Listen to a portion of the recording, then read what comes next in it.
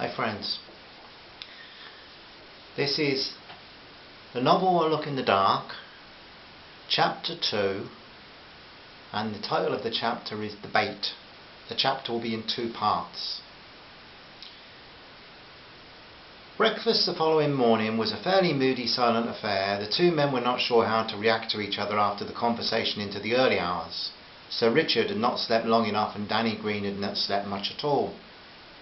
Radio 4 on the BBC through the Today programme gave the gruesome details of the latest shooting in Belfast, and while Ricky just stirred his coffee, Danny had a real interest.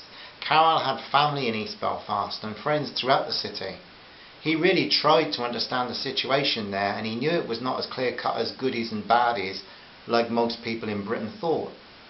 Danny hated violence of any kind, and every shooting made her think about the bereaved family members, whoever the victim was.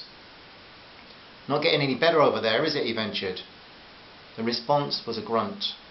It wasn't that the aristocrat didn't care about Northern Ireland, but like many Englishmen, he was out of his depth trying to express opinions about it. And the news had hardened many minds and hearts. Sadly, most only thought about the IRA on the mainland when the bombing or shooting was closer to home. Right now, Ricky was thinking about the visit to George, and Belfast was as far from his thoughts as Calcutta. Daniel knew, though, that his statement was true. In spring 1985, there was not much improvement across the Irish Sea. As the 2 men drove past Weymouth's Jubilee clock, Danny noted the time. They had 25 minutes to get to Georgie's home at Portland. "Why do you do it, Ricky?" "Sorry, old boy, why do I do what?" "Why does a man with your background and capital get into all that?" Ricky smiled, and as he accelerated along the seafront, he responded, speaking more slowly than usual. "You mean the arts, antiques and artifacts?" "Well, Danny," he gave a friendly wave to a policeman, who returned the gesture with a wave and smile, "I guess, old boy, I have always fought the system. My father once told one of the masters at Eton College that whilst most folks were wanting to fight the Nazi system, I seemed to be preparing to rebel against the English one." The Jaguar was now moving smoothly away from Weymouth Harbour area. The car seemed to be as perfect as its owner's speech. "So it's called fighting the system, is it?" Danny was really intrigued. "Look, where did all those treasures come from? Pillaged, stolen, looted from tombs and castles down through the ages. I just like to redress the balance a shade. That's all, old boy." So does that make it alright then? Are you some kind of Rob Roy or Robin Hood character? Ignoring the amused scepticism in his friend's voice, Ricky made a defence of his position. "Is it right, Danny, that an American oil magnate can buy a Dutch painting for £100,000 at a sale room in London, while that elderly aunt of yours struggles to square her utility bills?" "What I do might not be right, Daniel, but it's how I am, and I have my reasons for being that way. Now is not the time or place for getting into that. Now please listen carefully as I talk to you about George." Sir Richard had adopted a more commanding manner now. "Why did you never marry, Ricky?" "It's a long story, and now is not the time. As I said, please listen carefully. This is very important. It is vital that you follow my instructions."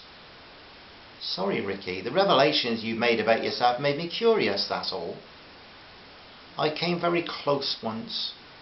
Daniel noted a tremble in Sir Richard's refined voice. "She died very tragically, and as a result of completely callous incompetence." "Sorry, Ricky, I didn't mean..." "It's quite all right." The nobleman had a dampness in his eyes. "Now, as I said, about George. Yes, what's he like?"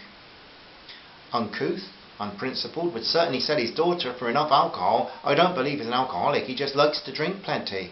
He's an excellent seaman, though. Royal and merchant naval experience. These days he runs a small boat for fishing trips and that manner of work. George knows the Dorset coast better than seagulls do.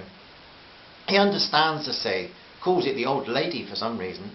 He goes through money badly, certainly doesn't consult charts to navigate his finances. He could be comfortable, but the whole thing he manages so seriously wrongly." "Gambles?" "He might. Married?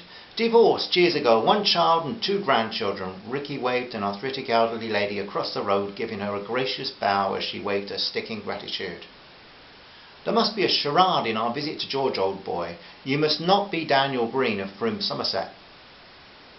Are you serious? Danny wondered where this was leading. Oh yes. You must be Nathan Lister from Bristol, a dealer in paintings and furniture. I must? Yes. Nobody must ever connect this visit to Daniel Greene. It could jeopardise the entire investigation. I didn't agree with any Sorry, old boy, Ricky cut in. I wasn't presuming anything, but if you do, well, we want to predetermine potential dangers. Danny laughed. I still think you're running a step ahead of my decision, Sir Richard. Mock servitude in Danny's voice surprised him. He wouldn't have said that last week. Slightly caught out and a little embarrassed, one hand on the steering wheel and the other pushing back through his hair, Ricky only managed to grunt, not being sure how to proceed, so Danny decided he should rescue him. So I'm Nathan Lister from Bristol. I trade furniture and art. You do know that I can't tell a Rubens from a rip-off, don't you? Don't worry a bit about that, old boy. That dog over there knows more about art than George does. That's one of the reasons I enlist his help occasionally. I certainly do not trust him, but I have great faith in his ignorance. If he had any knowledge of the true market value of a long case clock from about 1685 that he helped me move last year, well, I do not condone lack of knowledge, but sometimes it's very useful. The 2 men were now driving past that strange geographical feature, Chesil Beach, a real puzzle for geologists to work out. All those stones curiously graded by size from east to west. Fishermen claim to be able to know their position by the size of the stones. But it's a hazard for seamen too, and been the cause of many wrecks. Danny hoped he was not heading for a wrecking experience. Noting the terns fishing nearby, he would wish he was going to watch their aerial delights rather than going to meet George. He felt like someone going through a one-way door. He was apprehensive about what would be through the door. So why am I, Nathan Lister, going with you to see George? You like birds. Well, at least that portion of our story is true, old boy, and you want to see his starlings. Afterwards, by accident, must be by accident, you notice the peregrine and ask about it. Show real interest. Behave as if you didn't know it was there. He's hardly going to tell me anything, is he? True. So we leave it at that. Don't look so worried, Daniel. Trust me, I know what I'm doing. Okay?